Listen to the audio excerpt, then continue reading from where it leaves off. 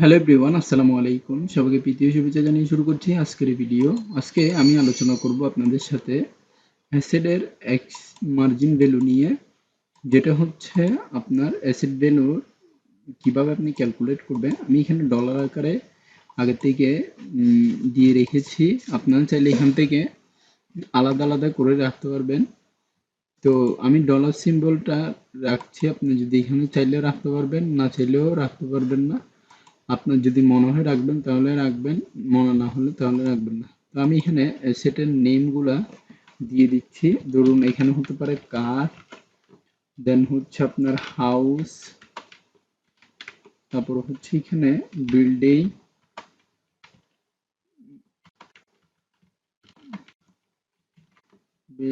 তারপর হচ্ছে super shop. তারপরে আমি এখান থেকে জাস্ট কপি করে, আচ্ছা এখানে আমি আরেকটা দিচ্ছি, সেটা হচ্ছে ল্যান্ড। দেন এখান থেকে আমি ধরেন কপি করে, যদিও বা কন্ট্রোল সি দিয়ে কপি করে আবার পেস্টিং করে দিই, তাহলে আমার এখান থেকে আমি টোটাল সব কিছু কাজ করে ফেলেছি। এবার আমি গ্রোস প্রফিটটা বের করতে হলে আমার total income minus total value এখানে দেওয়া আছে। তো আমি এখানে গ্রোস প্রফিটের ক্ষেত্রে ইজুকাল টু দিয়ে আমার টোটাল ইনকামটা আমি দিব, দেন মাইনাস দিব, দেন দিব হচ্ছে টোটাল ভ্যালু, এন্টার দিব। এবার দেওয়ার পরে গ্রোস প্রফিটের পরে এখান থেকে আমি পুরোটা নিয়ে দিয়ে দিয়েছি। তারপরে হচ্ছে ইয়ারলি রেভিনিউর ক্ষেত্রে আমার দিতে হবে total income minus gross profit. তো আমি আবার ইজুকাল টু দিব। ইজুকাল টু দেওয়ার ক্ষেত্রে আমার ইয়ারলি রেভিনিউর ক্ষেত্রে আমি দিব হচ্ছে টোটাল ইনকামটা দিচ্ছি, টোটাল ইনকাম, দেন মাইনাস এখান থেকে আমি দিব হচ্ছে গ্রোস প্রফিট, দেন এন্টার দিচ্ছি। তো এইখানেও মোটামুটি সব পুরোপুরি চলে এসেছে। তারপরের কাজ হচ্ছে আমার যে ফরম্যাট অনুযায়ী আমি মান্থলি ইনকামটা বের করব। তো আমি এখান থেকে ইয়ারলি রেভিনিউটা এখান থেকে দিব, ইজুগাল টু দিব, দেন ইয়ারলি রেভিনিউ, তারপরে এখানে ভাগ দিব। আমার প্রত্যেক যেহেতু 12 মাসের সমান 1 বছর, তো এখানে আমি 12 মাস দিব, দেন এন্টার দিব। ইয়ারলি ইনকামটা দিয়ে এখান থেকে টান দিব, মান্থলি ইনকামটা দিয়ে এখানে টান দিব। তারপরে আমার কাজ হচ্ছে টোটাল মার্জিন।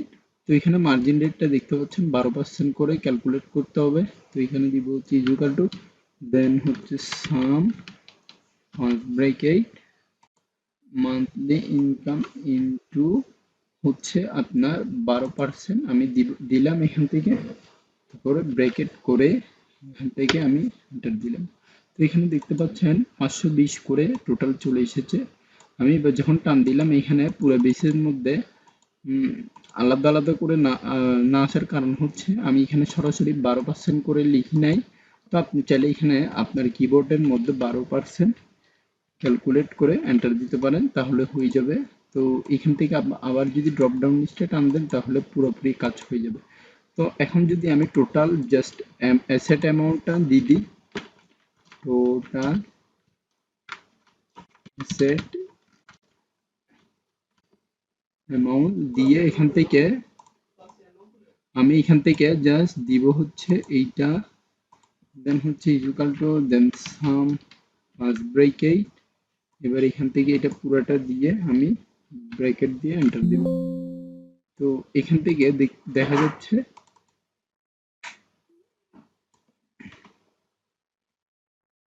আমি পুরোটা আমি দিচ্ছি, দেন ব্র্যাকেট ক্লোজ, এন্টার।